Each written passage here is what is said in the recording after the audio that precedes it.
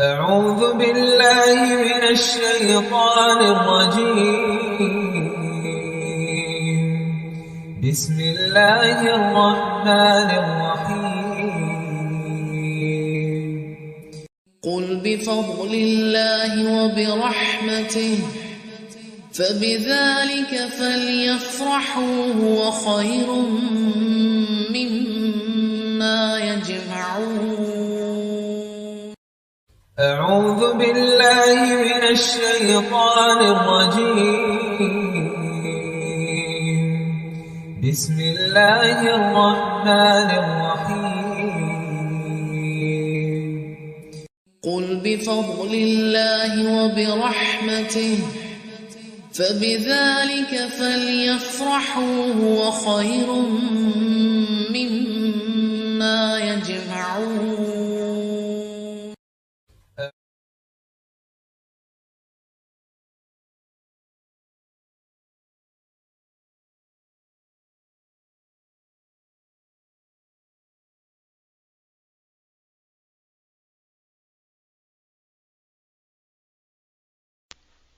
السلام علیکم ورحمۃ اللہ وبرکاتہ نحمدہ ونصلی علی رسولہ الکریم اما بعد فاعوذ باللہ من الشیطان الرجیم رب اشرح لی صدری ویسر لی امری واحلل عقدۃ من لسانی یفقہوا قولی ربی یسر ولا تعسر وتمم بالخیر. آئینہ ان کو دکھایا تو برا مان گئے. آج ہم اس موضوع پہ بات کریں گے، اور بات یہ ہے کہ آج کا مسلمان کیا حقیقت میں نبی صلی اللہ علیہ وسلم کے دور کے مسلمان سے میچ کرتا ہے؟ اس کے لیے ضرورت ہے اس بات کی کہ آئیے ذرا دیکھیے کہ جہاں اللہ کے نبی صلی اللہ علیہ وسلم اٹھائے گئے، آپ کو اللہ تعالیٰ نے زمین کے جس ٹکڑے پہ بھیجا وہاں کیا تھا. تو ہم سیرت کی بہت سی کتابوں میں یہ بات پڑھ کر آئے کہ اعلان نبوت کے ابتدائی سالوں ہی میں اللہ کے نبی صلی اللہ علیہ وسلم کی مخالفت شروع ہو گئی. جب آپ نے لوگوں کو ایک دعوت دی کہ قولوا لا الہ الا اللہ تفلحون، لوگوں اللہ کو ایک مانو فلاح پا جاؤ گے، بس یہ تھی وہ دعوت کہ جس نے معاشرے میں ایک اضطراب پیدا کر دیا.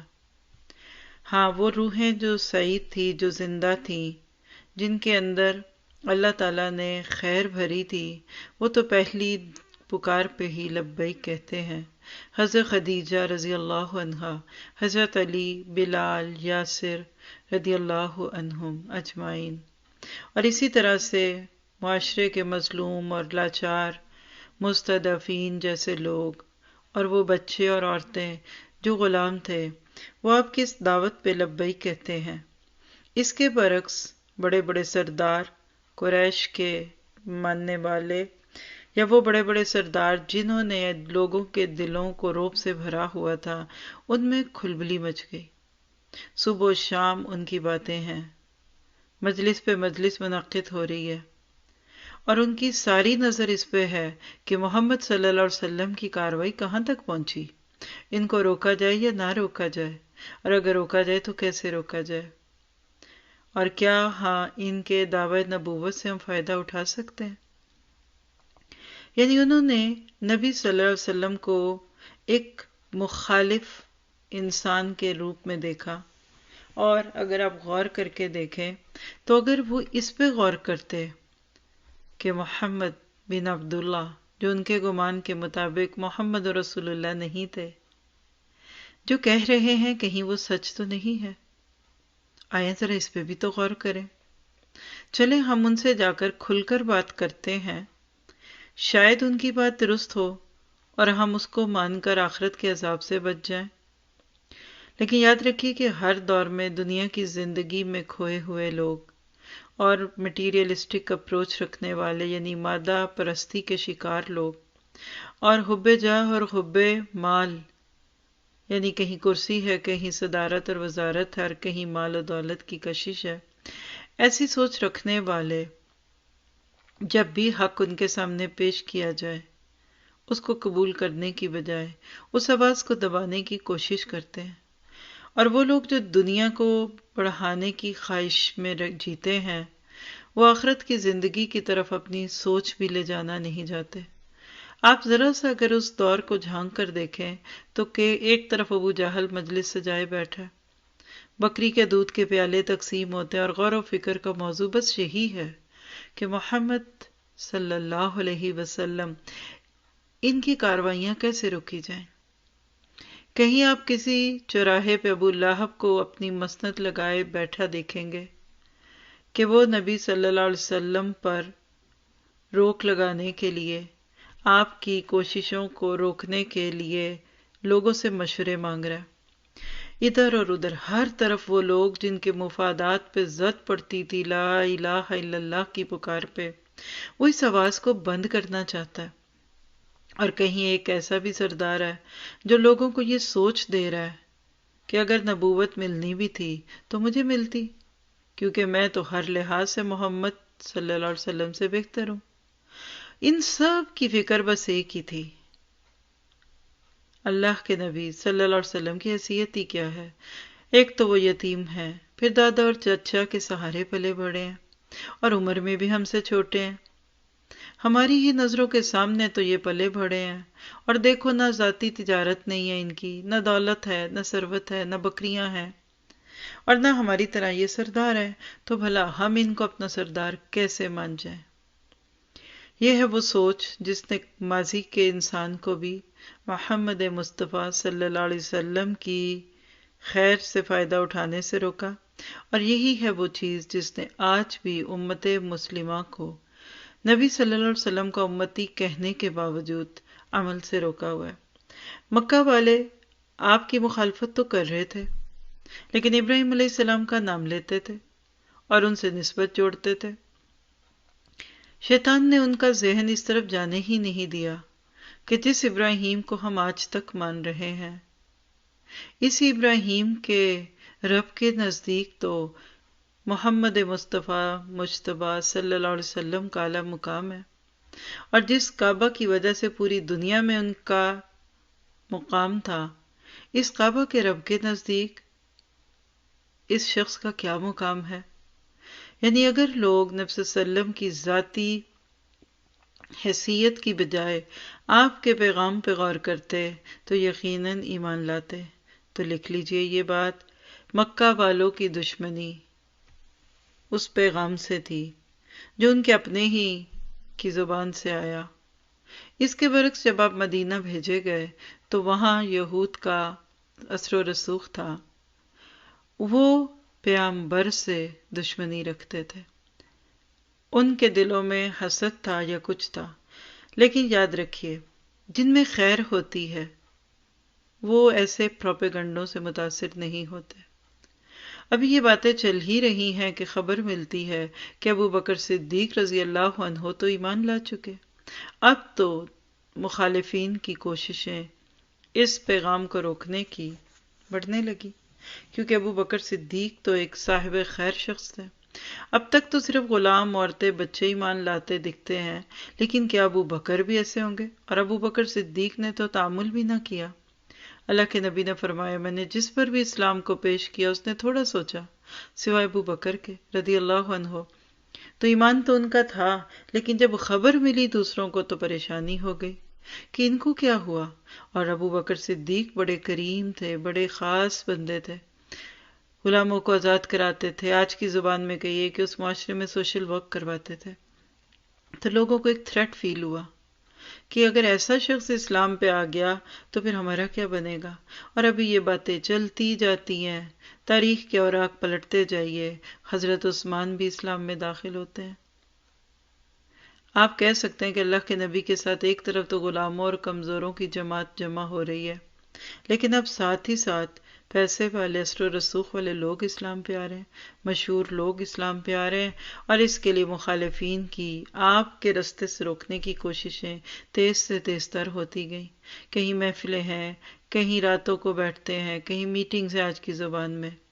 کسی کو اپنی سرداری کے جانے کا غم ہے، کسی کو اپنے معبودوں کے انکار کا خوف ہے، کوئی الزام لگاتا ہے کہ یہ ہمارے معبودوں کی توہین کرتے ہیں اور ہم اپنے معبودوں کی گستاخی برداشت نہیں کر سکتے۔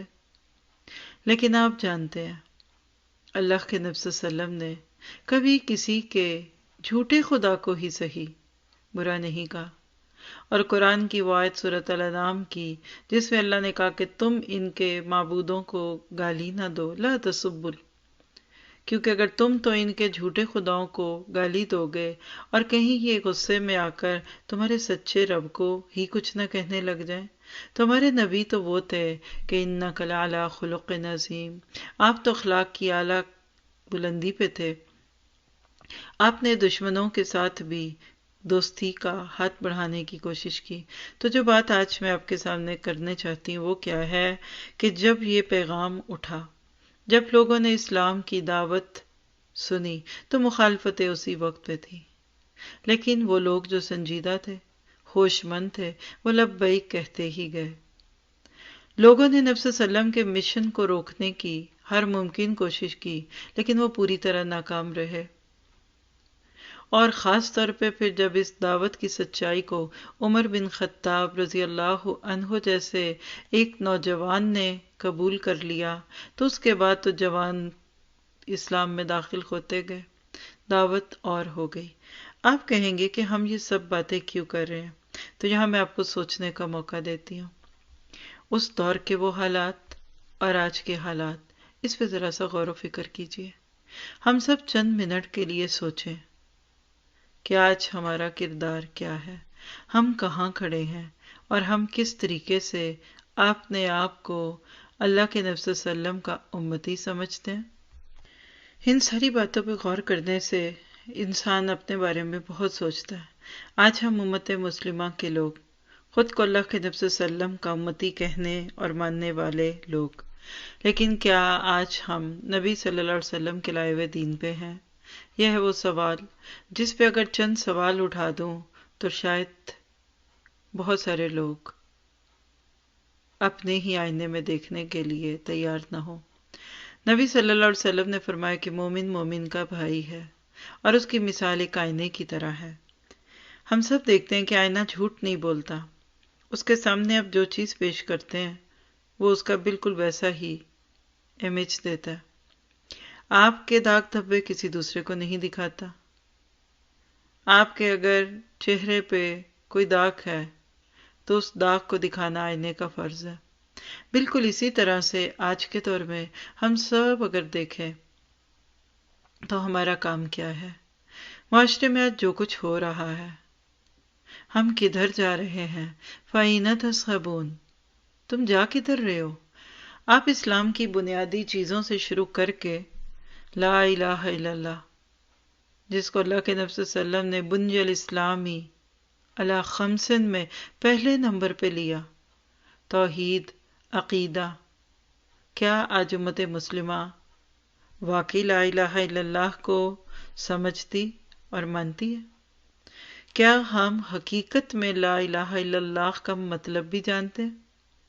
کیا ہم اس کے تقاضے بھی نبھانا جانتے ہیں؟ کیا ہمیں شروط لا الہ الا اللہ معلوم ہے؟ ہم 1.25 لاکھ بار کلمہ تو پڑھ لیتے ہیں اور مرنے والے کے لیے راہداری کے لیے جمع بھی کر لیتے ہیں، لیکن کیا ایک دفعہ کا کلمہ بھی ہمارے دلوں پہ آتا ہے؟ نجاشی کے درباریوں نے اور خود نجاشی نے تو قرآن کا پیغام سنتے ہی خود کو رب کے سامنے پیش کر دیا تھا، اور ان کی آنکھوں سے وہ آنسو بہے۔ 7ویں پارے کے شروع میں اللہ نے اس کو قرآن کا حصہ بنا دیا، وَإِذَا سَمِعُوا مَا أُنزِلَ إِلَى الرَّسُولِ۔ کہ آج میں اور آپ بھی نجاشی حبشہ کی طرح حق کو پہچانتے ہیں؟ اللہ کہتے ہیں ہم نے ان کو جنت دی ان کے اس قول کے بدلے جو انہوں نے کہا، حالانکہ ہم تو سنتے آئے کہ عمل سے زندگی بنتی ہے، جنت بھی جہنم بھی، تو ان کو صرف قول پہ جنت دے دی گئی؟ جی، اس لیے دے دی گئی کہ وہ قول ان کے اندر کی توڑ پھوڑ کا اظہار تھا۔ وہ لا الہ الا اللہ کا پیغام ان کے دلوں پہ کیا پڑا، سارے بت پاش پاش ہو گئے۔ لیکن آج ہم مسلمان خود کو مسلمان کہتے، پاکستان کا مطلب کیا؟ لا الہ الا اللہ، یہ نعرے لگانے، یہ باتیں کرنی ہمارے لیے کوئی نئی نہیں ہے۔ لیکن کیا آج ہم مسلمان اگر اپنے گھر سے، اپنی ذات سے شروع کر کے خاندان، گلی، برادری، محلہ، پھر شہر، پھر ملک اور پھر پوری دنیا میں کیا صرف ہم مسلمانوں کا توحید کا پرچہ کلیئر ہو گیا؟ توحید کلیئر نہیں ہوگی تو اگلے سوال نہیں ہوں گے۔ سورۃ کہف میں ہم ہر جمعے کو تلاوت میں پڑھتے ہیں فَلَا نُقِيمُ، ہم نہیں قائم کریں گے میزان، کن کے لیے؟ جنہوں نے انکار کیا۔ تو یاد رکھیے یہ آئینہ دیکھنا پڑے گا۔ ہم بعض دفعہ بہت زیادہ نیکیاں کرتے ہیں لیکن بنیادی نیکی نہیں ہے۔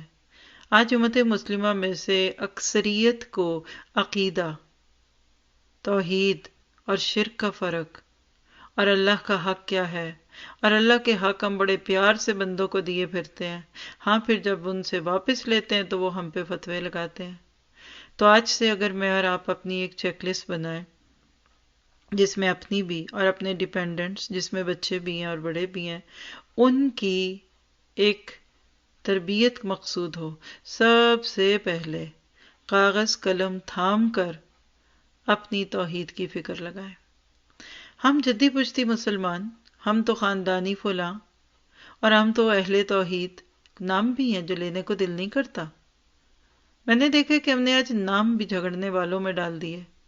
کوئی خود کو حدیث سے جوڑتا ہے، کوئی سنت سے جوڑتا ہے، کوئی قرآن کے ساتھ اپنا نام لگاتا ہے، کوئی جہاد کے ساتھ لگاتا ہے، اور کوئی سیاست سے لگاتا ہے، کوئی حقوق العباد کی بات پہ حقوق اللہ سے زیادہ لوگوں کی خدمت کو دین کہتا ہے، حالانکہ یہ ساری چیزیں دین کا حصہ تھی۔ لیکن ہم سب کو چھوڑ کر صرف ایک چیز پہ آگے، کسی کو صرف تبلیغ دین لگی، کسی کو صرف اپنی اصلاح دین لگی۔ تو ہمارا کام کیا ہے؟ بڑے ہی درد اور محبت اور عاجزی کے ساتھ عرض کروں گی کہ ہم سب آج سے اس آئینے میں دیکھیں۔ تھوڑا سا تو علم لیجئے۔ علم کے بغیر انسان کو عمل کرنا بہت جگہ فائدہ نہیں دیتا۔ غلط کام کرتے رہیں، جتنا مرضی کریں، اتنی لمبی چارج شیٹ آپ کے خلاف ہوگی۔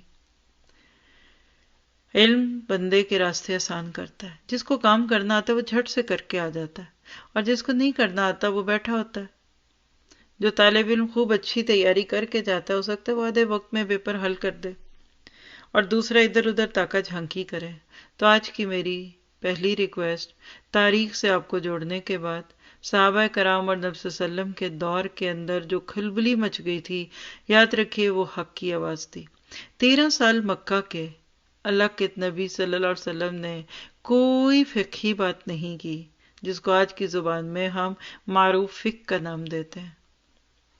آپ نے کوئی سنتوں اور نفلوں کی بات نہیں کی، وہاں شراب کی حرمت کی بات نہیں ہوئی، اور سود جیسی قباحت کا تذکرہ بھی آخر میں جا کر مکی دور میں دکھتا ہے۔ اس کے برعکس مکہ کے 13 سال صرف 3 پرچے پڑھائے گئے، جس میں سے پہلے بھی اس وقت میں آپ سے بات کر رہی ہوں، اور وہ توحید تھی۔ کیا ہمارا حق نہیں بنتا؟ اور اپنے لفظوں میں کہ کیا یہ ہمارا فرض نہیں ہے کہ ہم بھی تو ذرا تاریخ پڑھیں؟ آخر کیوں حق کی آواز بلند ہوتے ہی مخالفتوں کا پہاڑ بلند ہو جاتا تھا؟ آخر کیوں لوگوں نے ابو بکر صدیق سے لے کر بلال حبشی جیسے کمزور اور غلام کے اوپر ظلم و ستم ڈھائے؟ آخر کیوں بلال رضی اللہ عنہ کو مکہ کے پہاڑوں میں گھسیٹا جاتا تھا؟ کہ ان کے گلے میں رسی ڈالی جاتی تھی اور ان کی زبان پہ احد اور احد ہی تھا، صرف توحید۔ جہاں سچا دین آئے گا وہاں مخالفت ہوگی، اس لیے کہ لوگ معاشرے میں 2 چیزیں ساتھ لے کر چلتے ہیں، ایک اللہ کی بڑائی اور ایک اپنی بڑائی۔ لوگوں نے خود ساختہ خدا بنائے ہوتے ہیں، حالانکہ اللہ تو ایک ہی ہے، کوئی مجازی خدا نہیں۔ کوئی شوہر کو مجازی خدا کہہ کر ہر قسم کے حقوق اس کو دینا چاہتی ہے۔ یاد رکھیے گا، یہ جتنی شہادتیں ہوئیں، چاہے وہ بی بی سمیہ کی شہادت ہو، یا پچھلے دور میں حضرت آسیہ کی شہادت ہو، یا مردوں میں کتنی شہادتیں، یہ لا الہ الا اللہ کی بنیاد پہ ہوتی ہیں۔ جب آپ کے دل میں اللہ تعالیٰ کی محبت آ جاتی ہے تو 2 عالم سے کرتی ہے بیگانہ دل کو۔ عجب چیز ہے لذت آشنائی۔ پھر انسان کیسے پیچھے ہو؟ پھر کیوں کہتے تھے کہ بلال آپ اللہ کا نام احد ہی کیوں لیتے ہیں؟ اس کے تو اور بھی نام ہے. تو کہتے تھے کہ اس لیے کہ اس نام سے یہ چڑھتے ہیں، مجھے اللہ کا یہ نام لینا ہے. اور جلات تھک جاتے کوڑے مار مار کے، لیکن بلال حبشی کی زبان نہیں تھکتی تھی، احد احد کہتے. اس لیے کہ مخالفتوں کا پہاڑ کتنا ہی بلند کیوں نہ ہو جائے، اخلاص اور ایمان کے ہتھیار کے آگے متزلزل ہو ہی جائیں گے، کیونکہ یہ بہت بڑی چیز ہے. اگر آپ دیکھیں تو جب آپ کھڑے ہوں گے نا تو پھر آپ کو ساتھ اچھے لوگ ملتے جائیں گے. آج آپ تنہا ہیں اپنے گھر میں، ہو سکتا ہے آپ کے شوہر یا اگر شوہر ہیں تو ان کی بیوی ہی ان کی بات نہ سمجھے، بچوں کو تو آپ نے خود سمجھانی تھی.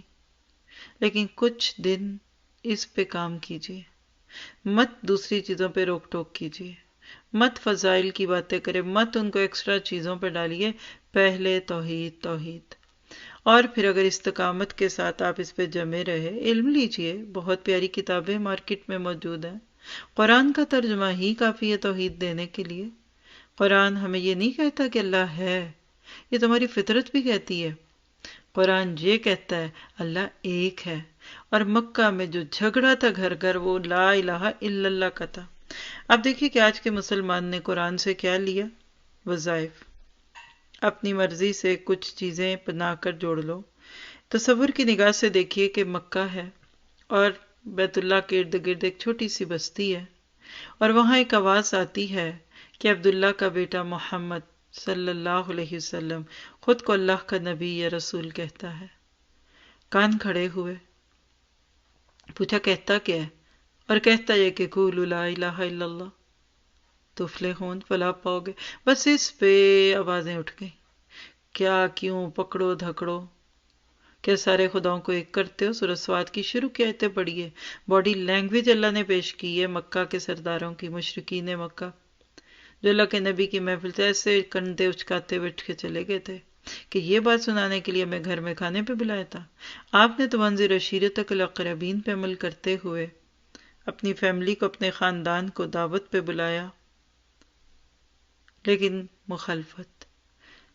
کیا سوال کیجئے خود سے، آپ اور میں آج بھی اپنی فیملیز، اپنے خاندان، اپنے گھروں میں ارد گرد اللہ کا پیغام دے چکے؟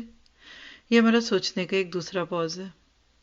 سوچئے کیا میں توحید کا سبق سیکھ چکی، پڑھ چکی؟ یعنی یہ پوائنٹ سب سے پہلا کام. چھوڑ دیجئے سب باتیں، بیکار ہو جائیں گی. دیکھیے آپ رجسٹریشن نہ کروائیں اور سارے پرچے تیار کر جائیں، فائدے کوئی نہیں. نکاح نہ ہو تو سارے حقوق و فرائض ایک دوسرے کے نبھاتے جائیں، ایک دوسرے کے ساتھ رہنے کے شوق میں، کوئی فائدہ نہیں ہوگا. تو پہلا کام پہلے، فرسٹ کم فرسٹ، توحید. اگر اللہ کے نبی صلی اللہ علیہ وسلم مکہ والوں کو یہ کہتے کہ فلاں آیت پڑھ لو تو اتنا ثواب، اور فلاں پڑھ لو تو تمہارے بچوں کے رشتے ہو جائیں گے، فلاں کر لو تو تمہارے گھر میں دولت آئے گی، کون ہے جو اللہ کے نبی کے ہاتھ نہ چومتا؟ اور اگر اللہ کے نبی کہتے یہ لا الہ کی تسبیح لو 500 دانے کی بیٹھ کے کرو، میں آپ کو گمان سے کہہ سکتی ہوں کہ آپ کے ارد گرد غیر مسلموں کی لائنیں لگ جاتی، پانی لے کر آتے، بوتلیں بھر کے جاتے کہ یہ ذرا ادھر بھی پھونک مار دیں. آج بھی یہی ہو رہا ہے، پھونکے مرواتے ہیں ہم، لیکن دین کی اصل بات نہیں سمجھتے. تو پہلا پوائنٹ جس پہ آپ نے میں نے غور کرنا ہے وہ ہماری توحید ہے. آج کے سیشن میں ہم صرف پوائنٹرز پہ بات کریں گے. ہر موضوع پہ الحمدللہ پوری سیریز، پوری بکس ہے. نور القرآن ٹی وی، جیسا کہ آپ میں اکثر لوگ جانتے ہیں، NURULQURAN TV، ون ورڈ ہے. آپ کو اس پہ کتاب التوحید ملے گی، آپ کو اس پہ قرآن پاک کے ترجمے ملیں گے. لیکن میری آپ سب سے یہ ریکویسٹ ہے کہ اپنی توحید کو دیکھیے، اس کے لیے سیکھیے. کتاب التوحید بڑی خوبصورت کتاب ہے، تفہیم السنت سیریز کی پہلی بک ہے. اس سے فائدہ اٹھا لیجئے یا جو آپ کو سمجھ آئے، اور قرآن کو فاتحہ سے ناس تک پڑھنے کا عزم کر لیجئے. قرآن میں 90% تذکرہ توحید کا ہے. الاسماء و صفات اور اللہ تعالیٰ کی باتیں، اس پہ ذرا سا غور و فکر کیجیے۔ اگلا نقطہ جو دین اسلام کا بہت ہی بنیادی فوکس پوائنٹ ہے جس پہ، وہ کیا ہے؟ الرسالہ۔ اللہ کا حق پہچاننے کے بعد، اللہ کا مقام پانے کے بعد، جو سب سے اہم چیز جس پہ آج کے مسلمان کو آئینہ دیکھنے کی ضرورت ہے، وہ ہے کیا میرا تعلق بالرسول ٹھیک ہے؟ کیا رسول اللہ صلی اللہ علیہ وسلم کا جو مقام ہے اور جو آپ کا اللہ تعالیٰ کی نگاہوں میں درجہ ہے، اور جو رسول کو رسول ماننے کے تقاضے ہیں، وہ پورے کرتی ہوں، پورے کر رہا ہوں؟ یہ خود سے سوال کرنا ہے۔ یاد رکھیے کہ ربیع الاول آئے اور ہم نبی صلی اللہ علیہ وسلم کے نام پر کچھ محفلیں سجا لے اور پورا سال پھر ہم آپ کی حدیث اور آپ ہی کی سنتوں کے خلاف عمل کریں، یہ درست نہیں۔ چند سوال تو کیجئے خود سے، میں رسول اللہ صلی اللہ علیہ وسلم سے کتنی محبت کرتی ہوں یا کرتا ہوں؟ کیا میں نبی صلی اللہ علیہ وسلم کی صرف عظمت کی قائل ہوں؟ ان کے ساتھ ایک ہولینس کا تصور ہے یا دل کا وہ تعلق ہے جس کو محبت کہتے ہیں؟ اس وقت مقصد وہ ساری حدیثیں بیان کرنا نہیں، اور نہ یہ ہو سکے گا۔ ہاں، راستہ دکھا سکتی ہوں کہ حب رسول کے تقاضے کیا ہیں۔ پوری کتاب پڑھی، الحمدللہ ڈاکٹر فضل علی صاحب کی کتاب ہے نبی صلی اللہ علیہ وسلم سے محبت کی علامتیں، اور اسی طرح اس کے اندر اور اینگل بھی ہیں۔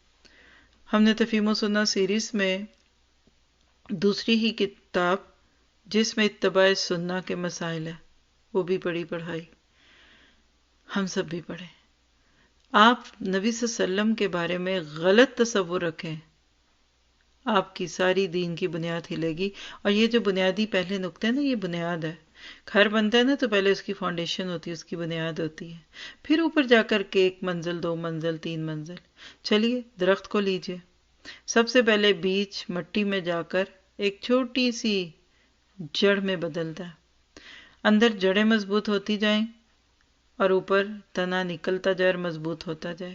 دین اسلام کا یہی مزاج ہے۔ الحمدللہ اس پہ ایک کورس ہے ہمارے پاس، اسلام A to Z، 4 ویک میں 4 دن میں، پہلے میں عقیدہ، دوسرے میں عبادات، تیسرے میں معاملات اور چوتھے میں اخلاقیات پڑھے تھے۔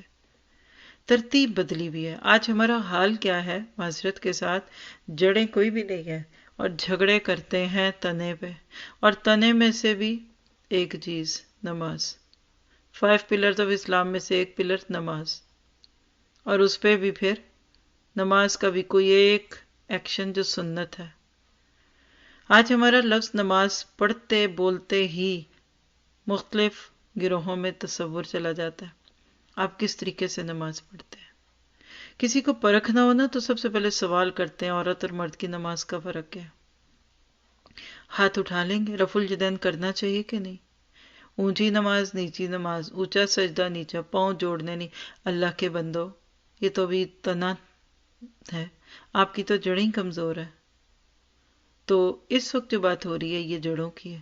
تو مومن کی اور ایمان والے کی جڑوں میں دوسری چیز اللہ کے نبی سے تعلق، اس کو ٹھیک سمجھنا ہے۔ آپ دیکھیے، محبت تو محبت ہے، لیکن ماں سے محبت اور بیوی سے محبت فرق ہوگی نا، اظہار فرق ہوگا۔ اپنے بچے سے جو محبت ہوتی ہے آپ کو، اس میں اور کسی اور کے بچے سے محبت کے اظہار میں فرق ہوگا نا۔ بیٹے سے محبت کا اظہار اور بیٹی سے محبت کے اظہار میں فرق ہوگا، لیمیٹیشنز ہیں۔ تو آج بہت سارے لوگ نبی صلی اللہ علیہ وسلم سے محبت کرتے ہیں اور کرتے ہیں، یہ تو مان لیجئے۔ نبی سے محبت تو امت مسلمہ کے خون میں ڈالی ہوئی ہے۔ نشے میں بھی چور کوئی شخص ہے نا، تو آپ اس سے پوچھے ڈو یو لو محمد صلی اللہ علیہ وسلم، کہے گا جی بالکل پیار کرتا ہوں۔ لیکن مسئلہ اتباع کا ہے۔ اس وقت اگر آپ اتباع اور نبی کا اصل مقام وہ کون تھے، ہم نے جھگڑے شروع کر دیے بشر اور، سمجھتے ہیں آپ کس کے جھگڑے ہیں؟ اللہ کے نبی انسان تھے یا فرشتے تھے؟ آپ نور تھے یا تھے؟ اللہ کے بندو، پڑھو، سیکھو، تمہیں خود ہی پتہ لگ جائے گا۔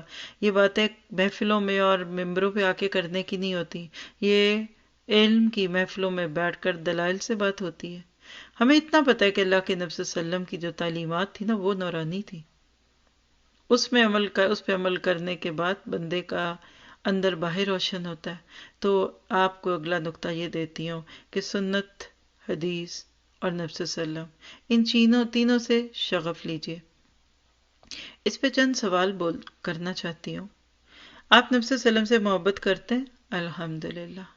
تو کیا آپ ان کی سنتوں کو بھی اپنی زندگی میں لاتے ہیں؟ ٹھیک۔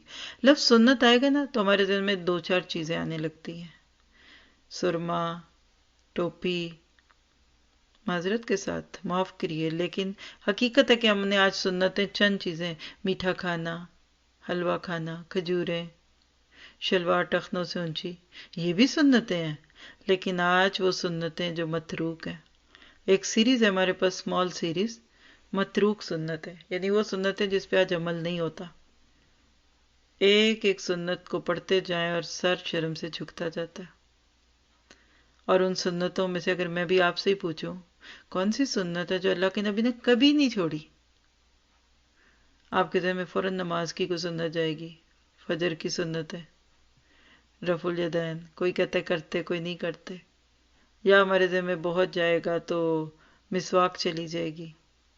لیکن آپ اس سیریز میں جا کر پڑھیں کہ متروک سنتوں میں ایک سنت جو اللہ کے نبی نے پہلے دن سے اقرا بسم ربک کا پیغام آنے سے لے کر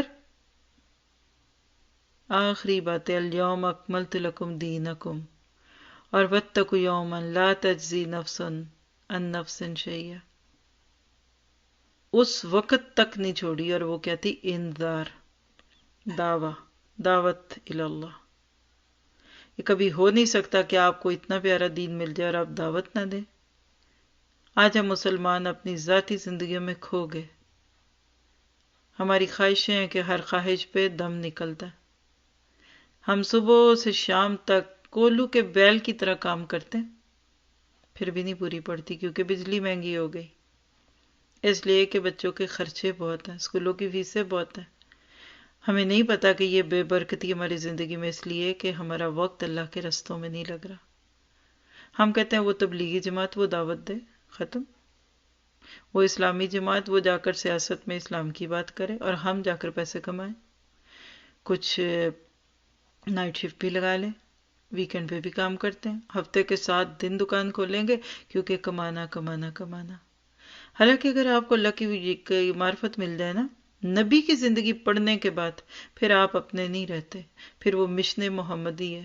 یاد رکھیے کہ رسالت ختم ہو چکی لیکن کار رسالت باقی ہے، اور آپ اپنی امت کو جو پیغام دے کر گئے تھے کہ اس دین کو ان تک پہنچا دو جن تک ابھی نہیں پہنچا۔ اللہ کے نبی کے دنیا سے جاتے ہی مدینہ خالی ہونے لگا۔ ہمارے جیسے لوگ ہوتے تو جالیوں کو چومنے کے نام پہ بیٹھے رہتے اور مدینہ جاؤں اور کبھی واپس نہ آؤں نعتیں پڑھتے۔ صحابہ نے کہنے سے زیادہ کر کے دکھایا۔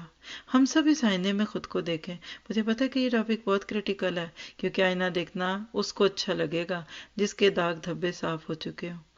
ہاں، جب گناہوں اور نافرمانیوں اور بے مقصدیت کے ساتھ جینے والے آئینہ دیکھتے ہیں تو ان کو تو ہر چیز ہی تکلیف دیتی ہے۔ تو نبی سے تعلق، نبی کا مشن، آپ نے زندگی کہاں گزاری؟ صحابہ نے کیوں مدینہ خالی کیا؟ کیونکہ وہ پیغام دینے لگے، اور پھر اس کے بعد جو قیصر و کسریٰ اور دوسری جگہوں پہ اسلام پہنچا، یہ صحابہ کی ان سفروں اور دعوت کا نتیجہ تھا۔ ہم نے کتنوں کو دعوت دی، کتنوں کو اس پیغام پہ جوڑا؟ کیا آپ اور میں آج اس کو بھی سمجھتے ہیں؟ آج ہمارے ہاں سب سے بڑی نیکی کیا ہے؟ نماز، روزہ، حج، زکوٰۃ۔ رشتے ڈھونڈتے ہیں، صوم و صلات کی پابند لڑکی چاہیے، لڑکا کماؤ ہو، نمازی ہو، دیٹس اٹ۔ یعنی یہ وہ لوگ ہیں جو بڑے اچھے لوگ ہیں، خاندانی، اعلیٰ، حدیث سے تعلق رکھنے والے اہل حدیث لوگ، وہ بھی یہی چیز کرتے ہیں، نیکی میں ڈھونڈتے ہیں۔ یہ تو آپ کی ذاتی نیکی ہے، یہ بھی کرنی، یہ نہ کریں گے تو دوسری کہاں ہوں گی؟ کیونکہ یا ایھا المزمل قم اللیل الا قلیلا، یہ پکار تھی آپ کی ذاتی نیکیوں کی، راتوں کا قیام، دن میں کھڑا کرنے کے قابل کرتا ہے، لیکن ساتھ ہی پیغام دو یا ایھا المدثر قم فانذر، اے مدثر چادر اوڑھنے والے اٹھ جائیے، سونے کے دن گئے، کیونکہ وقت فرصت کہاں، کام ابھی باقی ہے، دنیا میں نور توحید کا اتمام ابھی باقی ہے۔ ہم سب کو اس بات میں غور و فکر کرنے کی ضرورت ہے کہ اللہ کے نبی نے تو نور توحید کا اتمام کرنے کے لیے جو کام کرتے بھی تھے اس میں بھی کمی کر دی۔ آپ کی تو ساری زندگی پھر اسی پہ چلی گئی کہ آپ اللہ کا دین بلند کریں۔ هو الذی انزل رسولہ بالہدی ودین الحق لیظہرہ علی الدین کلہ ولو کرہ الکافرون ولو کرہ المشرکون۔ اور آج ہمارا کہاں مقام ہے؟ انہوں نے اپنوں کی بے روحی برداشت کی، اپنے بھی خفا مجھ سے بیگانے بھی ناخوش، کہ میں زہر ہلاہل کو کبھی کہہ نہ سکا کند۔ آج ہم کہاں دعوت اللہ کرتے ہیں؟ تو اس موضوع کو میں اس سوچ کے ساتھ وائنڈ اپ کرتی ہوں کہ نبی کی زندگی، اس پہ غور و فکر آج مسلمانوں کو اس کی ضرورت ہے۔ جس نے ایک دفعہ سیرت پڑھی، چند سوال کیجئے، میں نے سیرت کی کوئی کتاب پڑھی، پڑھائی، سنی؟ کیا میرے گھر میں سیرت کی کوئی کتاب ہے اور پھر میں اپنے بچوں اور اپنے گھر والوں کے ساتھ اس کو پڑھتا یا پڑھتی ہوں؟ کتنی کتابوں کے نام ہے؟ چلیے آج چند سوال تو کیجیے گا اپنے جوان بچوں سے لے کر عورتوں اور فیملی اور دوستوں میں سے۔ اللہ کے نبی صلی اللہ علیہ وسلم کی زندگی کی پوری کہانی سٹیپ بائی سٹیپ ہمیں یاد ہے؟ کب کہاں کیا ہوا؟ سوچیے، مکہ میں کیا ہوا، مدینہ میں کیا ہوا؟ آپ کے 10 صحابہ کے پورے نام معلوم ہے؟ قبول اسلام میں کون سے پہلے 10 لوگ تھے؟ ہمیں اللہ کے نبی کی ساری ازواج کے نام آتے ہیں؟ ہمیں اللہ کے نبی صلی اللہ علیہ وسلم پہ اترے ہوئے اس قرآن کی کوئی پاس ہے؟ جس کو نبی سے پیار ہوگی نا، وہ قرآن کو بھی پیار کرے گا۔ اور اس طرح کے تکلیف دہ جملے اس آئینے میں اپنے آپ کو کھڑا کرنے کے لیے خود سے بولیے اور نیت کیجئے کہ اس سال میں ربیع الاول ہو یا کوئی اور موقع ہو، نیت کرتی ہوں اور کرتا ہوں کہ میں نے اللہ کے نبی صلی اللہ علیہ وسلم کی زندگی کو جاننا ہے، اور اللہ کی توفیق سے رحیق و مختوم سے لے کے تجلیات نبوت سے لے کر پیغمبر انقلاب، اور اسی طرح سے در یتیم، اور اسی طرح سے ہمارے پاس صحرا کا پھول، اور پھر اسی طرح سے محسن انسانیت جیسی الحمدللہ 20 سیریز موجود ہیں، چھوٹی بڑی، کچھ لیکچرز کی صورت میں، جس میں اللہ کے نبی کی زندگی پہ غور ہے۔ تو اللہ کرے کہ ہم بھی اس پہ غور و فکر کریں، اپنے بارے میں ہم خود سوچیں۔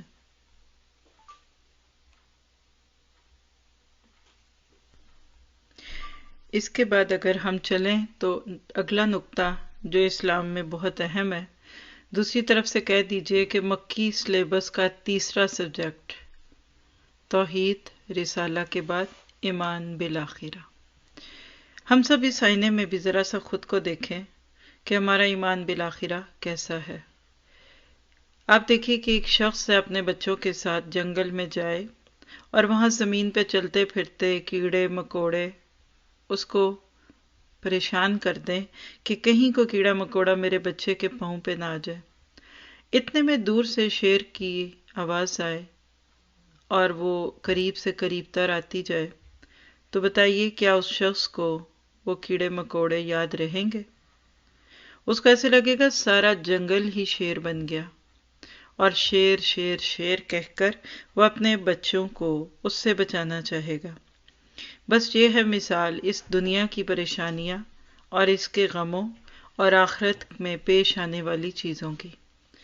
اگر ہمیں اپنے بچوں کی اور اپنے پیاروں کی آخرت کا فکر لگ جائے تو ہم ان کے یہ دنیا کے چھوٹے چھوٹے مسئلوں کو چیونٹیاں اور کیڑے سمجھیں گے، اور ہمیں سب سے زیادہ اپنے سمیت دوسروں کی آخرت کی فکر لگ جائے۔ فَمَن يَعْمَلْ مِثْقَالَ ذَرَّةٍ خَيْرًا يَرَهُ، ہم سب پڑھتے ہیں، اور شَرًّا يَرَهُ۔ تو سوال کیجئے خود سے، کیا میرا ایمان بالآخرہ درست ہے؟ مکی دور میں جو سب سے زیادہ چیز تھی وہ قیامت اور توحید تھی۔ عَمَّ يَتَسَاءَلُونَ عَنِ النَّبَإِ الْعَظِيمِ، پوری صورت اللہ نے اس نام پہ ڈال دی، کہیں قیامت کی بات۔ بار بار یہ جملے آتے ہیں قرآن میں مکی صورتوں میں، کیا ہم مرنے کے بعد زندہ کیے جائیں گے؟ آج بھی زبان قال سے نہ صحیح، زبان حال سے ہم مسلمان یہی کہتے ہیں کہ کچھ نہیں ہوتا۔ اے جہاں مٹھا تے او کنے ڈٹھا، بابر بیش کوش کے جہاں دوبارہ نیست۔ ضرورت ہے اس بات کی کہ ہم دیکھیں کیا صرف ہمارا ایمان بالآخرہ ایک متھ تو نہیں، صرف ایک تصور تو نہیں جو بچپن سے دیا گیا اور ماں باپ نے کہا اور اس کے بعد ہم کہتے جا رہے ہیں۔ اور ایک جملہ ہے، علم آخرت کو فکر آخرت میں ڈالنا ہے۔ ہمارا دورہ قرآن کا ایک پورا پارا اس تھیم پہ تھا، میرا حل DQ21 میں۔ ہمارا آخرت کا یقین کیسے، ایک مثال دینا چاہتی ہوں۔ بچہ واش روم سے آواز لگاتا ہے کہ ماما پانی گرم ہے۔ اب یہ بات باپ کے بھی کان میں پڑی، ایک دم بے چین ہوگا، کیا ہوا میں دیکھوں۔ ناگوار تو لگے گا لیکن اتنا نہیں۔ لیکن اگر آپ خود بے خیالی میں شاور کھولیں اور ابلتا پانی سر پہ گرے تو چیخیں نکلیں گی نا۔ یہ ہے علم آخرت اور فکر آخرت کا فرق۔ مجھے تو ایسے لگتا ہے کہ ہمیں علم آخرت ہے، ہم جس کو فکر آخرت سمجھے بیٹھے ہیں۔ ورنہ یہ کیسے ہو سکتا ہے کہ آخرت کی فکر لگ جائے اور انسان ان چیزوں سے نہ بچے جو وہاں انسان کو پریشان کر دیں گی۔ یہاں کی خوشی وہاں کا غم بن جائے تو کون ان خوشیوں میں مست ہو؟ یہاں خوشیوں کے نام پہ مستی میں آ جائیں اور وہاں اس کی سزا بھگتنی پڑے۔ یہاں کے بڑے گھر، کھلے گھر نافرمانیوں کے ساتھ لے کر آخرت کے سانپ بچھوں والے گھر بن جائے تو کون لے گا؟ مردوں کو دفن کر کے آنے کے بعد بھی پلاؤ اور مرغی اور متنجن پہ جھگڑے ہوں، پھر وراثت کے جھگڑے ہوں، پھر بھائی وراثت کا مال کھا جائے، پھر بہنوں کو حصے کم ملے یا بھتیجوں کا حصہ کھا جائے، یہ نہیں ہو سکتا۔ اور پھر دنیا میں اتنے لمبے پاؤں کبھی نہ لگے کہ وہ قوم جس کی عمر ہی اتنی چھوٹی ہے وہ تو مٹی کے گھروں میں رہے گی۔ روایت پیش کی جاتی ہے حضرت عیسیٰ کی طرف کہ امت محمدیہ کی تو عمریں اتنی چھوٹی ہوں گی، اچھا پھر تو مٹی کے گھروں میں رہیں گے۔ آج کوئی آ کر ہمارے گھر، ہمارے ولاز، ہماری کوٹھیاں، ہماری حویلیاں تو دیکھے تو اپنے آپ کو چیک کیجئے، کیا مجھے آخرت کا یقین ہے؟ کیا بات بات پہ پھسل تو نہیں جاتی دنیا کے فائدے پہ؟ بل تؤثرون الحیات الدنیا، کیا ہم صرف اس دنیا کو ہی اختیار تو نہیں کر لیتے؟ وتذرون الآخرہ، اور آخرت کو چھوڑتے ہیں۔ تو آخرت ایک بہت بڑا ٹاپک ہے، اس پہ بھی بے شمار باتیں ہیں۔ قرآن ہی پڑھ لیجئے، آپ ایک سیریز کے ساتھ قرآن شروع کر لیں، سبیل الجنہ جوائن کر لیجئے۔ میں تو آپ کو وہ دعوت دوں گی جو مجھے خود اچھی لگے گی، کیونکہ یہ 3 سبجیکٹ میں نے آپ کے سامنے بھی رکھے ہیں۔ اگر ہم صرف اپنے اس عقیدے کے بنیاد پہ اور ایمان باللہ اور ایمان بالرسالہ اور ایمان بالآخرہ کے اینگل سے اپنے آپ کو آج سے دیکھنا شروع کر دیں تو یقین کیجئے کہ باقی باتیں بھول جائیں گے۔ یہ ساری اختلافی باتیں، یہ ساری مخالفتیں، یہ سب لوگ کیا کہیں گے، وہ ہوگا فلاں، یہ سب ختم ہو جائے گا۔ اللہ کے نبی نے کوئی یونیورسٹی نہیں کھولی تھی، کوئی وہاں مدرسہ کھول کر لوگوں کو کوئی 15-20 سبجیکٹ نہیں پڑھائے تھے۔ بس صحابہ کو جب لا الہ الا اللہ سمجھ آ گیا اور آپ کے رسول ہونے کا یقین آ گیا تو قدم بڑھے، اور پھر جب آخرت کی بات آئی تو روتے تھے۔ حضرت عثمان رویا کرتے تھے قبر کے تذکرے پہ، حضرت ابوبکر صدیق سمیت حضرت عائشہ صدیقہ رضی اللہ عنہا، اور کتنا فکر آخرت تھی ان کو۔ کبھی تنکا پکڑ کے کہتے کاش میں تنکا ہوتی، کبھی پھر چڑیا کو دیکھ کر کہتے کاش میں چڑیا ہوتی، کبھی کہتے میں مرتی اور بھولی بسری ہو جاتی۔ آج ہم کتنے دھڑلے سے گناہ کرتے ہیں، پھر کہتے کون ہے جو ہمیں پکڑے گا۔ اندر کھاتے ایک خیال بیٹھا ہوا ہے، ہمیں کس نے پکڑنا ہے، ہم تو اتنے بڑے ہیں، ہم تو نبی کی امتی، اور اپنی چند ظاہری عبادات کو ہم نیکی سمجھتے ہیں۔ یاد رکھیے عبادات پہ تو بھی ہم آئے ہی نہیں ہیں۔ لیکن اگر آج ہم ان 3 نقطوں پہ غور کر کے اپنے بارے میں سوچیں اور جب تک اس سے آگے نہ فارغ ہوں اگلی چیز پہ نہ چلیں، تاکہ ہم دیکھیں کہ ہماری روٹس مضبوط ہیں. ابھی تک ہم نے جو 3 چیزیں کی ہیں یہ درخت کی جڑ ہے. آپ اپنی اور اپنے بچوں اور اپنے ساتھیوں کی ان 3 چیزوں پہ کام کر لیجئے، باقی بہت آسان ہے. وہ کہتے ہیں نا ہزاروں سجدے مچل رہے ہیں میری جبینِ نیاز میں. اے اللہ کبھی مجاز کے پردے سے نکل کر باہر آ، میں دیکھوں اور پھر میں سجدے کروں. جس کا دل اللہ کو مان گیا اس کے لیے نماز مشکل ہے، اس کے لیے روزہ مشکل ہے؟ بالکل بھی نہیں ہے. تو ضرورت ہے اس بات کی کہ ہم اپنے آپ کو چیک کریں. ہم بڑے بڑے علامہ ہو سکتے، ڈاکٹر ہو سکتے، مفتی ہو سکتے، لیکن اگر ہمیں اللہ، رسول اور آخرت اور دین کی ان بنیادی چیزوں کا علم نہیں ہے اور اس میں کمی ہے، تو پھر ایک دیمک لگا ہوا درخت ہوں گے کہ جس پہ اگر پھل لگے گا بھی تو اس میں کیڑا ہوگا. اسی لیے آج ہمارے لیے نمازیں مشکل، روزے مشکل، صدقہ و خیرات تو بہت ہی مشکل. اسی لیے سب سن سنا کر جان کر بھی آج امت مسلمہ کہاں گئی ہے، اس پہ غور و فکر کرنے کی ضرورت ہے. ہم سب اپنے آپ کو کہیں کہ مجھے کچھ وقت نکالنا ہے تاکہ میں علم حاصل کروں، میں اپنا اللہ کے ساتھ تعلق دیکھوں. اسماء الحسنی آپ کو تک اشرف العلوم، ہم نے تقریباً 1 سال پلس میں یہ سیریز پوری کی. 120 کے قریب نام، امیزڈ بائی الاسماء الحسنی، یوٹیوب پہ سب موجود ہے اور بہت سارے لوگ یہ چیزیں پڑھاتے ہیں. آپ کو جس کی سمجھ آتی ہے کریں، لیکن ایک نام روز کا بیٹھ کر بچوں کو لے کر اپنے آتے جاتے سفر کے دوران سنیے. اللہ کے ساتھ تعلق اس کو جانے بغیر مضبوط ہو نہیں سکتا. ہم تو بس ایک دور سے جانتے ہیں. اسی طرح اپنے اسکیجول میں ڈالیے کس دن نبی صلی اللہ علیہ وسلم کی بات پڑھنی ہے. کوئی ایک سیرت کی کتاب شروع کر لیجئے، 1 صفحہ اس کا روز پڑھ لیں. ایک توحید کے بارے میں پڑھ لیں. کوئی ایمان بالآخرہ کی مضبوطی کی چیز پڑھیے تاکہ یہ 3 چیزیں پختہ ہو جائیں اور اس کے بعد پھر اگلی بات ہوگی. تو یہاں دوبارہ ہم اپنے بارے میں سوچتے ہیں، کیا اگر اچانک قیامت آ جائے تو میں اس کے لیے تیار ہوں؟ صحابی نے کہا قیامت کب آئے گی؟ آپ نے کہا بتا کہ تو نے اس کے لیے تیار کیا کیا. اور اگر یہ باتیں میں سمجھ آ جائیں گی نا تو پھر استقامت کے درجے پہ فائز رہنا بہت بات ہے. آج پوری دنیا میں مسلمانوں کا حال کیوں خراب ہے؟ اس لیے کہ انتم الاعلون ان کنتم مومنین. اللہ کا وعدہ تھا کہ مسلمانوں تم سر بلند رہو گے، شرط ہے کہ تم مومن رہو. تو یہ ایمان کی بلندی یا کامیابی کس چیز کا نتیجہ ہے؟ حقیقی ایمان. آج اگر وہ ایمان آ جائے جو فرشتوں کو نازل کروا دے تو آپ دیکھ لیجئے. مجھے تو بالکل نہیں لگتا، لیکچر کے شروع میں آپ کو سیرت سے تھوڑا جوڑا کہ وہاں کے حالات اور آج کے دیکھیے بالکل فرق نہیں لگتا. جو وہاں تھا وہی یہاں ہے.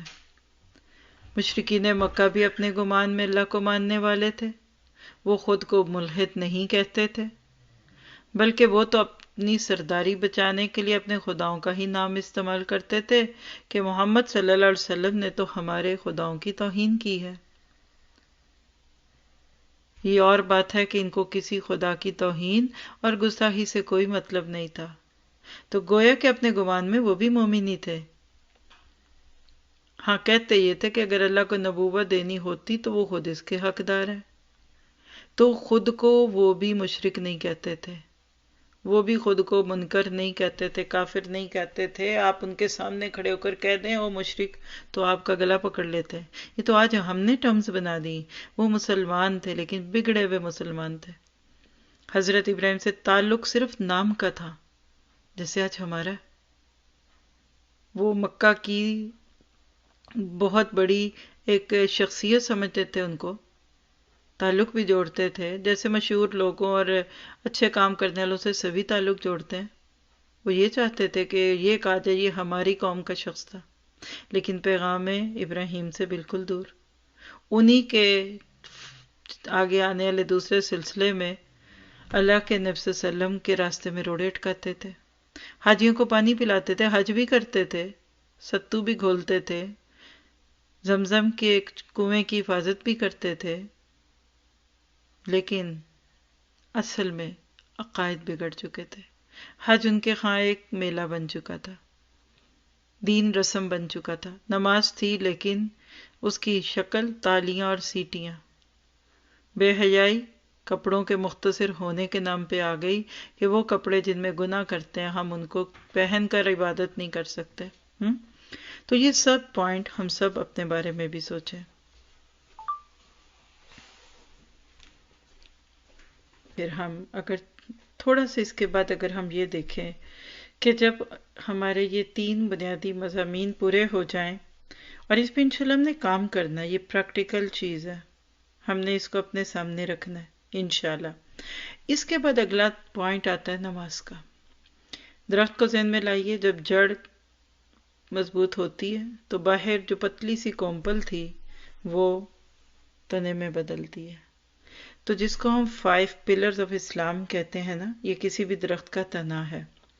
ایک ایک کر کے اپنی اس میں سے ایک ایک چیز کو چھانتے جائیے. میری نماز کیسی ہے؟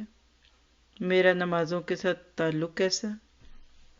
کیا مجھے نماز کی روح سمجھ آتی؟ ہم ہمیشہ اس پہ جھگڑتے ہیں نماز کیسے پڑھنی ہے، اور چھوٹی چھوٹی باتوں پہ مسجدیں الگ، فرقے الگ، جماعتیں الگ. کوئی ہمارے سٹینڈرڈ سے نیچے گر جاتا ہے جب وہ کسی اور مسلک جماعت کے ساتھ اپنے آپ کو ریلیٹ کرتا ہے. لیکن ایک سوال بہت کم لوگ اٹھاتے ہیں، یعنی اس پہ تو جھگڑے ہیں کہ نماز کیسے پڑھیں، لیکن یہ کوئی نہیں کہتا کہ نماز کیوں پڑھیں. نماز کیا ایک بوجھ ہے، ایک روب ہے. اس پہ الحمدللہ اس وقت بھی ہماری ایک سیریز چل رہی ہے کتاب الصلاۃ، آئیے اپنی نمازوں کو بہتر کریے. تو اس میں ہم یہی بات کرتے ہیں، ہم نماز کی بات کرتے ہیں، ساتھ ہی فکر لگ جاتی ہے ہمیں دعائیں نہیں آتی، کیا پڑھنا، رکوع میں کیا پڑھنا، سجدے میں کیا پڑھنا، کون سی سورت، وہ سب پڑھنا ہے. لیکن یاد رکھیے اس سے پہلے کیفیت نماز، محبت کی نماز اس میں سکھائی، چپ رہنے کی نماز. آپ کو یہاں بس ایک ٹپ دے دیتی ہوں، جائے نماز پہ کھڑے ہوں، اللہ اکبر، ہاتھ باندھ لیں، کچھ نہیں پڑھنا. پہلے محسوس تو کریں یہ کیا کر رہے ہیں آپ. اچھے پہلے بھاگ رہے تھے، دوڑ رہے تھے، لیٹے بیٹھے، آپ ایک دم جائے نماز پہ کھڑے ہو کے ہاتھ اوپر کر دیے، اور یہ آپ ایک مجرم کی طرح نظریں جھکا کر ہاتھ باندھ کر کیوں کھڑے ہیں. اپنی کیفیت کو نوٹ کریں. پھر رکوع میں جائیے، کچھ نہیں پڑھنا آپ نے، صرف سوچنا یہ چپ کی نماز ہے. اپنی نماز کے ایک ایک ایکشن کو انجوائے کیجیے. اور آپ کو پتہ ہے کہ یہ فرائض ہے جو اللہ نے بتا دیے، بیچ میں جو پڑھیں گے وہ اس میں گنجائش ہے، لیکن ہم ان چیزوں پہ کم غور کرتے ہیں. پوری نماز پڑھ لیتے ہیں ایک بار بھی، ہمیں اللہ تو کیا یاد آئے یہ نہیں یاد رہتا رکھتے ہیں کتنی بڑی تھی، کیونکہ وہ آٹو پہ لگی ہوئی ہماری نماز ہے قل اللہ احد والی. تو اپنی نمازوں پہ غور کریں. اور ایک جملہ کتنی دفعہ اس میں بولا ہے، اپنی نمازوں کے پیچھے لگ جائیں. آپ کہیں گے ہم تو بچپن سے پڑھتے آئے. جی بات بھی انہیں صحیح ہو رہی ہے، جو نہیں پڑھتے ان کی تو بات الگ ہے. فویل للمصلین، نمازیوں کے لیے ہلاکت ہے. الذین ہم فی صلاتہم ساہون، جو نمازوں میں سستی کرتے ہیں. تو جو نہیں پڑھتے ان کا کیا ہوگا؟ جو ٹال مٹول کرتے، جو نمازوں میں اپنے آپ کو حاضر نہیں رکھتے، آپ بتائیے کہ ان کے ساتھ یہ معاملہ ہے. تو جو بالکل نہیں پڑھتے ان کا کیا ہوگا؟ اس لیے ضرورت ہے اس چیز کو اپنی زندگی میں رکھنے کی، لانے کی، دیکھنے کی. اور جتنا زیادہ آپ کریں گے کہ ہمیں اس چیز کو کے اوپر توجہ دینی ہے، انشاءاللہ تعالیٰ آپ دیکھیں گے کہ یہ سارا کچھ کرنے کے بعد یقیناً آپ کو فکر لگے گی. تو نماز نہیں پڑھتے تو پڑھیے، پڑھتے ہیں تو اس کی روح کو جانیے، اور نماز پڑھتے بھی ہیں، روح بھی جانتے ہیں، تو اس کا اثر ان الصلاۃ تنہی عن الفحشاء والمنکر، اس پہ غور کیجیے. نماز کی ایک تاثیر ہے، جیسے ڈسپرین کھاتے ہیں تو اس کی ایک تاثیر ہے نا، دوا سمجھ کے. کریلے کھاتے ہیں اس کی ایک تاثیر ہے، ٹھنڈا کھاتے ہیں اس کی تاثیر ہے. نماز کی بھی ایک تاثیر ہے، اور وہ کیا ہے کہ نماز گناہوں کو دور کرتی ہے. ہمارے عمل، ہماری آنکھوں کا دیکھنا، کانوں سے سننا، چلنا بیٹھنا، یہ دکھاتا ہے کہ ہم کس درجے کے نمازی ہیں. تو نماز پہ بھی بہت ساری کتابیں، کتاب الصلاۃ آج کل آن لائن جا بھی رہی ہے، نور القرآن ٹی وی پہ، فیس بک پہ بھی ساتھ ہی جاتی ہے. آپ ایک ایک کر کے سنتے جائیے. یہ بھی تفہیم السنہ سیریز کی کتاب الصلاۃ ہے. اس طرح نماز نبوی ہم نے لاسٹ ایئر دوبارہ پڑھی، 2-3 دفعہ پڑھ چکے ہیں، اور لیٹسٹ جو پڑھی ہے وہ یوٹیوب پہ بھی موجود ہے۔ کیا وہ عمل جو دن میں 5 بار کرتے ہیں ہمیں اس کے بارے میں جاننا نہیں چاہیے، فکر نہیں کرنی چاہیے؟ اور اسی طرح سے نماز ہمارے لیے یہ موضوع نیا نہیں ہے، اسی لیے بس میں پوائنٹرز دے کے اپنی بات کو یہاں پورا کرنا چاہوں گی تاکہ ہم آج کے اس ٹاپک کو اپنے لیے حقیقت میں ایک آئینہ بنائیں۔ لوگوں کی نگاہوں میں خود کو مت دیکھیے کہ آپ کی کتنی عزت ہے، آپ کتنے پیسے والے ہیں، آپ کتنے خوبصورت ہیں، نہیں، آپ قرآن اور سنت کے آئینے میں خود کو کھڑا کر کے دیکھیے تو بات سمجھ آئے گی۔ اور پھر آپ دیکھیں گے کہ جب یہ سب ہو جاتا ہے نا تو پھر نمازیں تو بوجھ ہی نہیں لگتی۔ آپ سورہ بقرہ کا پہلا رکوع کھول لیجئے، یؤمنون بالغیب سے لے کے یقیمون الصلاۃ کے آگے آگے مراحل ہیں۔ جس کو اللہ سے محبت ہو گئی یا اللہ کی پکڑ کا خوف آ گیا وہ نماز پڑھے گا، اور جب نماز پڑھے گا تو زکوٰۃ بھی دے گا، تزکیہ ہوگا، اور زکوٰۃ کے بعد پھر آگے چلتے ہوئے بندوں کے حقوق بھی ادا کرے گا۔ تو یہ جو 5 پلرز ہیں نا اس کے پیچھے لگ جائیں۔ روزہ، کیا میرے روزے پچھلے قضا تو نہیں ہے؟ کیا میں نے حج کر لیا؟ کیا اتنے سال میں مجھے ابھی تک موقع نہیں مل سکا حج کرنے کا؟ میری زکوٰۃ پوری ہے؟ بوجھ تو نہیں لگتی؟ نئے پرانے سونے کا وزن تو نہیں اور قیمت تو نہیں گنتی رہتی؟ موتیوں کا وزن نکالتی تو نہیں رہتی؟ کیوں بھائی، 100 میں سے 2.5 دینے اتنے مشکل ہیں، 97.5 کس کے ہیں؟ اور آپ یہ بھی کہہ سکتا تھا کہ 100 میں سے 2.5 رکھ لو اور 97.5 یعنی 97.5 میرے رستے میں ڈال دو، کوئی کچھ کہہ سکتا تھا؟ اور صرف زکوٰۃ پہ اپنے آپ کو، سارے رشتہ داروں کو ہر بات پہ زکوٰۃ کا مائل ہی لیتے ہو، سوال پوچھتے ہو؟ کچھ تو 97.5 میں سے بھی دے دو، اور کبھی تو لن تنالوا البر حتی تنفقوا مما تحبون پہ عمل کر لو۔ تو لہٰذا آپ دیکھیں گے کہ جب آپ پہلے سبجیکٹس کو کلیئر کر گئے الحمدللہ، تو یہ دوسرا سبجیکٹ جس کو اسلام میں عبادات کا درجہ دیا جاتا ہے یہ بھی پورا ہوگا۔ آج آپ اس آئینے میں دیکھیے کہ میری عبادات کیسی ہیں۔ جو کچھ میں نے آپ کو نماز سے متعلق بتایا اسی کو روزے، حج، زکوٰۃ پہ رکھیے، اور اس میں ہر ایک کی اسپرٹ ہے۔ نماز کی اسپرٹ عاجزی ہے، زکوٰۃ کی اسپرٹ دوسروں کا درد ہے، حج کی اسپرٹ یا حج کا کہہ لیجئے کہ جو حج کی روح ہے نا وہ یونٹی ہے، اور جہاد محنت ہے، اسٹرگل ہے، جد و جہد ہے، جاہدوا فی اللہ حق جہادی۔ اور جب ہم اپنے عبادات کے پیپر سے فارغ ہوں تو پھر ہمیں ایک ایک چیز کو تنقیدی نگاہوں سے دیکھنا ہے کہ ہمارا لوگوں کے ساتھ تعلق کیسا ہے۔ یاد رکھیے گا کہ انسان کا عقیدہ اس کی عبادات میں جھلکتا ہے، اور عبادات کا اثر انسان کے معاملات میں دکھتا ہے۔ صرف نام آخرت کا لینے سے زندگی آخرت رخی نہیں ہو جاتی۔ اس بات کا جواب کہ کل میں نے ایک ایک چیز کے لیے جواب دہ ہونا ہے۔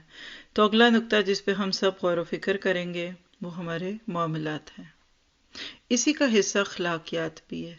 تو پورے دین کے یہ 4 بنیادی حصے، عقائد، عبادات، معاملات، یعنی اس کو آپ حقوق العباد بھی کہہ سکتے ہیں، اور اخلاقیات جس میں آپ کی اپنی پرسنالٹی آتی ہے۔ ہمیں اس میں سے ایک ایک چیز کو اپنے لیے لینا ہے، کیونکہ آخرت کا نام لینے سے بات نہیں بنتی، اس کا حقیقی تصور ذہن میں جب آ جائے تو زبان کو چپ لگ جاتی ہے۔ انسان حق پہ ہوتے ہوئے بھی جھگڑا چھوڑ دیتا ہے تاکہ اللہ اسے جنت میں بہترین جگہ عطا فرمائے۔ اور اس طرح سے یہ نہیں ہو سکتا کہ اللہ سے جڑنے والا بندے سے کٹنے والا ہو۔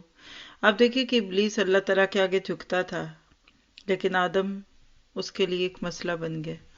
آج بھی بہت سارے لوگ اللہ سے تعلق میں بڑے اسٹرانگ، گٹے پڑ جاتے، محراب پڑ جاتے، عبادات کے ڈنکے ہیں، ان کی نمازیں روزے دیکھ کر دوسرے خود کو گناہ گار سمجھتے ہیں کہ تو اتنے نفل پڑھتے ہیں، اتنی نفل عبادات، اتنے روزے، لیکن انسانوں میں آتی کند چھریاں بن جاتے ہیں، جھگڑنے لگتے ہیں، پھر ان کے لوگوں کے ساتھ تعلقات کیوں بگڑتے ہیں؟ اللہ کو تو اپنے ہر بندے سے پیار ہے، ہمیں اس کے بندوں سے پیار کیوں نہیں؟ تو اپنا ہر رشتہ نبھائیے۔ اس میں آپ اپنے آپ سے چند سوال کیجئے یعنی جب آپ آئینے میں اپنے معاملات کو دیکھیں گی تو سب سے پہلے پوچھئے کہ بیٹی ہونے کے ناطے کیا میں اپنے ماں باپ کے حقوق دے رہی ہوں؟ بہن ہونے کے ناطے بھائی بہنوں کے حقوق دے رہی ہوں؟ پھر ساتھ رہنے والے دوست، احباب، استاد، ہماری تربیت میں ہر انسان کا حصہ ہوتا ہے۔ میں اپنی گلی محلے میں رہنے والوں، اپنے خاندان، اپنی کزنز، ان کی کہیں غیبتیں برائیاں تو نہیں کرتی، حسد تو نہیں ہے دلوں میں؟ اپنا دائرہ پھیلاتے جائیے، حتیٰ کہ پوری دنیا کے لیے کیا میں امن کی پیامبر ہوں؟ غیبت، حسد، تجسس کیا میری عادات تو نہیں؟ سورہ حجرات پہ میرا عمل ہے؟ کیا اپنی خود نمائی کا شوق تو نہیں ہے؟ غیبتوں کا شوق تو نہیں ہے؟ اور پھر اسی طرح اپنے آپ کو ہر رشتے کے ترازو میں تولیے۔ یاد رکھیے ہماری عبادت ہاتھ میں رکھی رہ جائیں گی اگر کوئی ایک رشتہ ہم سے اپنا حق وصول کرنے آ گیا اور ہم اس سے غافل تھے۔ بیوی ہونے کے ناطے، شوہر ہونے کے ناطے کیا میں اپنی ذمہ داریاں ادا کرتی ہوں؟ بہو ہونے کے ناطے سسرالی تعلقات میرے کیسے ہیں؟ اس طرح رشتوں کی ترازو میں خود کو دیکھیے اور ہر چیز پہ محاسبہ کرے۔ ہر ایک سے دنیا میں معافی مانگ لیں۔ ایک ایک رشتے سے جا کر پوچھئے کیا میں اچھی بیٹی ہوں، اچھی بہن ہوں؟ پوچھ سکتے ہیں ہم۔ آپ شوہر سے پوچھ سکتی ہے میں کیسی بیوی ہوں، اور آپ اپنی بیوی سے پوچھ سکتے ہیں کہ بیگم آپ کو مجھ سے کوئی تکلیف تو نہیں؟ یقین کریں اکثر لوگ حقوق العباد میں فیل ہو جائیں گے، اس لیے کہ درنہ کو مارنا پڑتا ہے۔ بالکل اسی طرح تو ہمارا بت کبھی کبھی ہمارا نفس ہوتا ہے۔ افرأیت من اتخذ الہہ ہواہ، ہم نے اپنی خواہش نفس کو اپنا بت تو نہیں بنا دیا۔ آپ دیکھیے کہ اگر ہم اپنی بات کو اس پہ وائنڈ اپ کریں کہ بات شروع ہوئی تھی کہ اللہ کے نبی نے جب پیغام دیا تو لوگوں کو عجیب لگا۔ وہاں سردار تھے، اپنی سرداریوں کو بچانے کے لیے اپنے آپ کو مذہب کی گدیوں پہ بٹھایا ہوا تھا، اور وہ اپنی نمائش اور خود نمائی کا شکار بھی تھے۔ آج ہمارا کیا حال ہے؟ اگر برا نہ لگے تو یہ کہا جا سکتا ہے کہ عرب میں ظاہری بتوں کو پوجا جاتا تھا، آج مانوی بتوں کو پوجا جا رہا ہے۔ زبان سے تو اللہ تعالیٰ کی بلندی کا نعرہ لگاتے ہیں، اللہ اکبر دن میں کئی بار پڑھتے ہیں، لیکن حقیقت میں اپنی سر بلندی اور اپنے آپ کو اکبر کرنے کی فکر ہے۔ نماز میں پڑھتے ہیں وَتَعَالَى جَدُّكَ، لیکن حقیقت میں شان اپنی بڑی ہے۔ اس نے مجھے پوچھا نہیں، اس نے میری عزت نہیں کی، انہوں نے ہمیں کہا نہیں، وہ نہیں کیا۔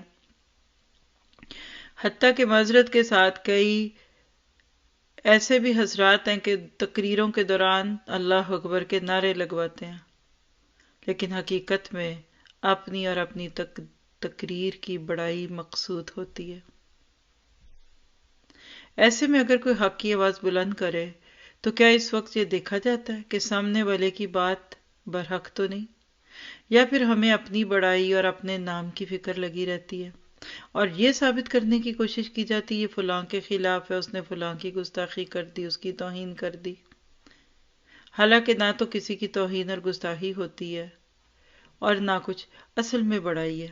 پھر یہاں سے جو امت کا ایک اور آج کے دور کا ایک ناسور بات بے بات ٹکراؤ، وہ کافر، وہ جہنمی، وہ فلاں، ایک امت جو نبی چھوڑ کر گیا آج ہم نے اس کے 73 سے زائد ٹکڑے کر دیے،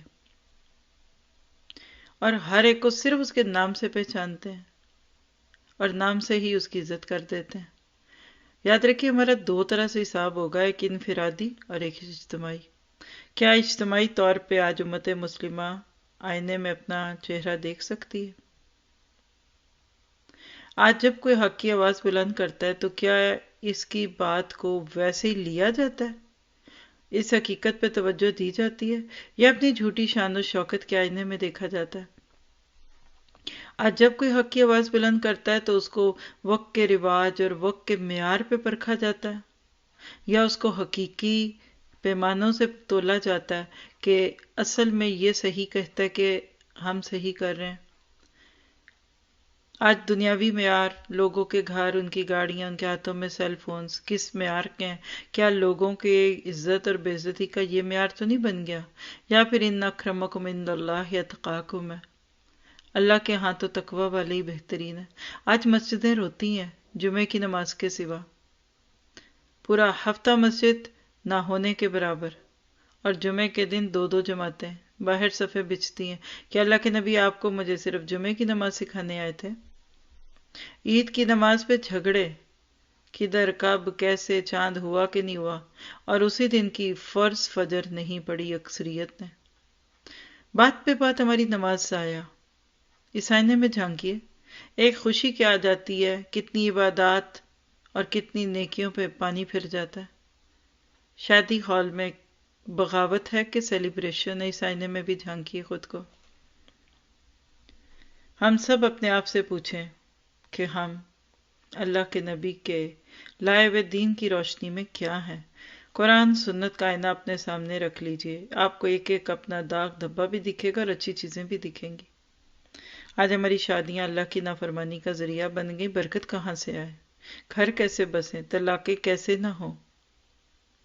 اور ایک سوال ہے کہ اگر آج بھی کوئی ہمارے سامنے اللہ کی بات پیش کرتا ہے تو ہمارا رسپانس کیا ہے؟ بس مولوی صاحب نکاح پڑھائیں اور جائیں، اور اول تو اس کی بھی ضرورت نہیں، اس کو الگ سے ہی ایک دن میں رکھ لے نکاح تاکہ مولوی صاحب فارغ ہو جائیں۔ سوچنے کی بات ہے۔ اور اگر آج کوئی اللہ کی طرف بلاتا ہے تو ہم اس کو کیسے پہچانیں؟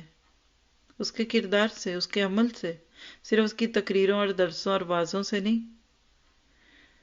اور جب کوئی دین کی دعوت دینے آتا ہے تو میرا اس کے معاملے میں کیا رویہ ہے؟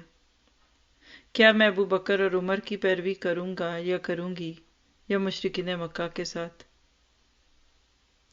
آپ دیکھیے کہ ابو سفیان جیسے صحابی کتنے زیرک تھے، فتح مکہ پہ جا کر ان کا دل کھلا، اور ابو جہل اور ابو لہب کا تو دل کھلا ہی نہیں۔ چچا ہو کر ایمان نصیب نہیں ہوا تو یہاں کسی کی نہیں چلتی۔ وہ اللہ کے نبی کو محمد کی جگہ مزمم کہتے تھے، افواہیں پھیلاتے تھے، کبھی مجنوں کہتے تھے آپ کو، کبھی جادوگر اور ساحر کہتے تھے، کہ یہ سرداری کے لالچ میں ہمارے خداؤں کو برا کہتا ہے۔ آج ہم اپنے آپ کو سوچیں، کیا ہم نبی صلی اللہ علیہ وسلم کے لائے ہوئے دین کا اسی طرح کا کچھ حشر تو نہیں کیے ہوئے؟ وہاں اللہ کے نبی کو تبلیغ سے روکنے کے لیے آفرز ملتی تھی، بادشاہت دے دیں گے، سرداری بنا لیں گے، تمہیں سرداری دے دیں گے، خوبصورت عورت سے تمہارا نکاح کرا دیں، سونا چاندی دے دیں۔ لیکن جب وہ کھڑے رہے، آج ہم چھوٹے سے دنیا کے فائدے کی خاطر دین کا بڑے سے بڑا نقصان کیوں برداشت کرتے ہیں؟ اس لیے ہم سب کو آج سوچنا ہے کہ ہم کیسے امتی ہیں۔ کیا ہمارے اندر ابو بکر رضی اللہ عنہ والی صداقت ہے؟ کیا عمر کی عدالت اور عثمان کی سخاوت رضی اللہ عنہما والی ہمارے اندر موجود ہے؟ کیا ہم قیامت کے دن اخلاق سے عاری اور انسانیت سے ناشنا اور ظلم اور جبر کرنے والے لوگوں میں، بد عمل اور بد کردار لوگوں کے ساتھ ہوں گے، یا اعلی اخلاق والے لوگوں کے ساتھ، انسانیت کو نفع دینے والوں اور آخرت کی فکر کرنے والوں کے ساتھ ہوں گے؟ تو آج دنیا میں اپنے آخرت کا پیپر آپ چیک کر سکتے ہیں۔ امتحان دے کر آنے والے اسٹوڈنٹ کو پتہ ہوتا ہے کہ وہ کتنے نمبروں سے پاس ہوگا یا فیل ہوگا۔ 19-20 کا فرق چلتا ہے کہ آپ نے سوچے تھے کہ آپ کے 90 نمبر آئیں گے تو 85 آ گئے، یا 95 بھی آ سکتے ہیں۔ یہ نہیں ہو سکتا کہ آپ نے آ کے گھر میں چیک کیا کہ نمبر آئیں گے 90 اور آپ کے 30 آ جائے، پھر آپ سے زیادہ نہ سمجھ کوئی نہیں۔ تو آج آخر میں یہی کہوں گی کہ قرآن و سنت کے آئینے میں جھانک کر ہم چیک کریں کہ قیامت کے دن میرا کیا مقام ہوگا۔ کچھ باتیں بری لگتی ہیں، اسی لیے تو آئینہ دیکھ کر یا دکھایا جائے تو ناراضگی کا اظہار ہوتا ہے۔ لوگ آئینہ توڑ دیں کہ تم میرے چہرے کے پمپلز کیوں دکھاتے ہو، تو کیا پمپلز دور ہو جائیں گے؟ نہیں، آئینہ نہیں توڑنا، ان داغ دھبوں کو مٹانا ہے۔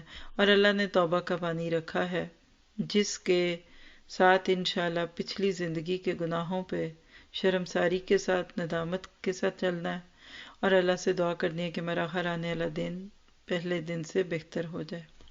اختلافات میں بڑے بغیر، امت کو توڑے بغیر، محبتوں کی زمین پر ہم نے خود بھی چلنا ہے اور دوسروں کو چلانا ہے۔ جس چیز نے لوگوں کے دل موہے تھے وہ نبی کی نرمی اور محبت تھی۔ فَبِمَا رَحْمَةٍ مِّنَ اللَّهِ لِنتَ لَهُمْ۔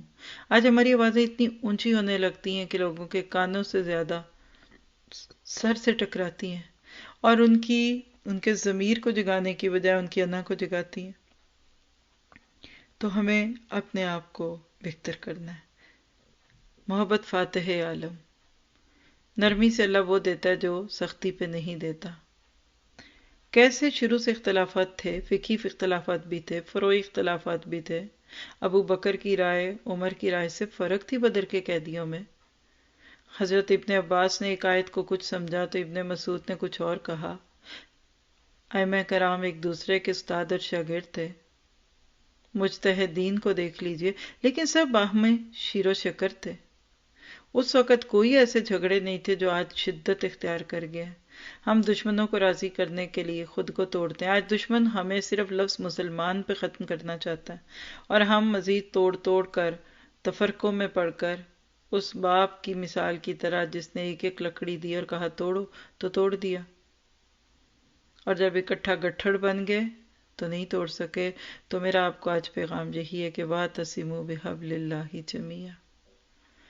وحدت امت کی دلیل اس کتاب سے جڑنا ہے۔ ہر ایک اسی کتاب سے سب کچھ ثابت کرتا ہے۔ اپنے اپنے مسلک جماعت، اپنی اپنی سوچ کو لوگوں نے اسی قرآن سے لیا اور حدیث میں اختلاف ڈال دیا۔ آپ کے میرے لیے سیدھے سادے دین کو سیکھ کر ادھر ادھر جانے کی بجائے اہدنا الصراط المستقیم کی دعا کرنے کی ضرورت ہے کہ اللہ ہر معاملے میں، عقیدے سے لے کے عبادات، معاملات، اخلاقیات، مجھے ویسا بنا لے کہ کل قیامت کے دن جب تو مجھے دیکھے تو تجھے مجھ پہ پیار آ جائے۔ تو یہ تھا آئینہ ان کو دکھایا تو برا مان گئے۔ آپ میں سے کسی کو میری بات بری لگی ہو تو معذرت، لیکن زہر بھی کرتا ہے کبھی کار تریا کی۔